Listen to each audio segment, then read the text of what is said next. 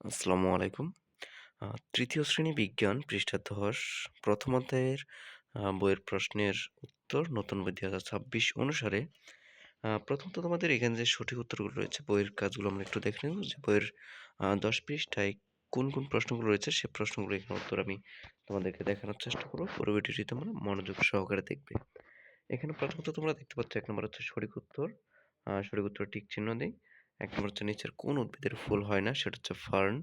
২ নম্বর হচ্ছে উদ্ভিদের কোন অংশ খাদ্য প্রস্তুত করে? সেটা হচ্ছে পাতা।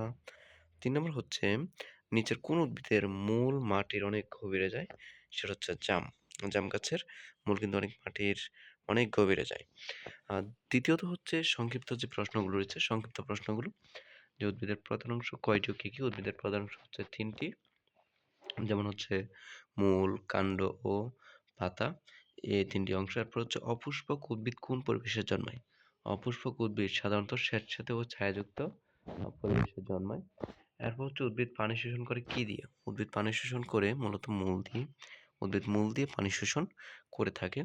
এরপর তোমাদের রয়েছে বর্ণনামূলক প্রশ্নগুলো। যে বর্ণনামূলক প্রশ্নগুলো বলা হচ্ছে যে বৃক্ষজাতীয় উদ্ভিদের বৈশিষ্ট্য কি, কি? বৃক্ষজাতীয় মানে হচ্ছে যে গাছগুলো আমাদের ফল দেয়, যেগুলোর মধ্যে ফল হয় সেগুলো হচ্ছে বৃক্ষজাতীয় উদ্ভিদ। বিশেষ করে সেগুলোর বৈশিষ্ট্যগুলো সম্পর্কে যদি আমরা একটু জানি যে সেগুলোর কাণ্ড হয় শক্ত ও মোটা। কাণ্ড শক্ত মোটা হয়। আকারে সেগুলো বড় হয়, অনেক বছর বেঁচে থাকে, শাখা-প্রশাখা থাকে। উদাহরণস্বরূপ আমরা বলতে পারি আম গাছ, জাম গাছ, কাঁঠাল গাছ এগুলো আকারে অনেক বড় হয়ে থাকে, অনেক বছর বাঁচে, শাখা-প্রশাখা তাদের বৃদ্ধি পায়। কাণ্ড শক্ত ও মোটা হয়ে থাকে তাদের। এই অনুযায়ী আমরা বুঝতে পারি যে বৃক্ষজাতীয় উদ্ভিদের বৈশিষ্ট্য হচ্ছে এগুলো। তারপর খ নম্বর হচ্ছে গাছে ফুল ছিঁড়লে কি সমস্যা হবে? গাছে ফুল ছিঁড়লে ফল ও বীজ হবে না। যদি গাছ থেকে আমরা ফুলগুলো ছিঁড়ে ফেলি তাহলে সেখান থেকে ফল ও বীজ হবে না। ফলে গাছের বংশবিস্তার ব্যাহত হবে। ফলে আস্তে, আস্তে দেখা যাবে গাছের যে একটা বংশবিস্তার সেটা কমে যাবে। অবশেষে আমরা বিভিন্ন সমস্যায় ভুগবো। গ নম্বর হচ্ছে পরিচিতি একটি উদ্ভিদ আঁকি এবং সেখানে মূল, কাণ্ড, পাতা চিহ্নিত করি।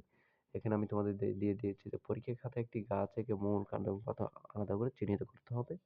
এখানে তোমরা বাসায় চাইলে একটু প্র্যাকটিস করতে পারো যে একটা চিত্র এঁকে সেখান থেকে মূল, কাণ্ড এবং পাতাগুলো তোমরা আলাদা করে চিহ্নিত করবে। চিহ্নিত করলে দেখবে যে হয়ে যাচ্ছে। তারপরে শেষ প্রশ্ন যেটি রয়েছে যে কাণ্ডের গঠন অনুযায়ী কত ধরনের উদ্ভিদ পাওয়া যায়?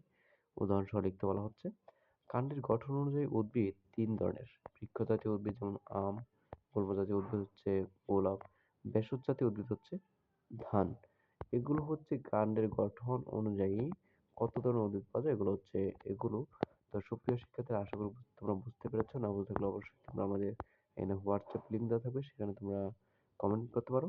তোমাদেরকে অসংখ্য ধন্যবাদ পুরো ভিডিও দেখার জন্য। পরবর্তী ভিডিওগুলো দেখার জন্য অনুরোধ রইলো। তোমাদের প্রত্যেকটি অধ্যায়ের উপর তৃতীয় শ্রেণী যারা রয়েছে তোমাদের প্রত্যেকটি অধ্যায়ের উপর এখানে প্রশ্নগুলোর উত্তর দেওয়া হবে। দেখার জন্য অনুরোধ রইলো। Thank you so much.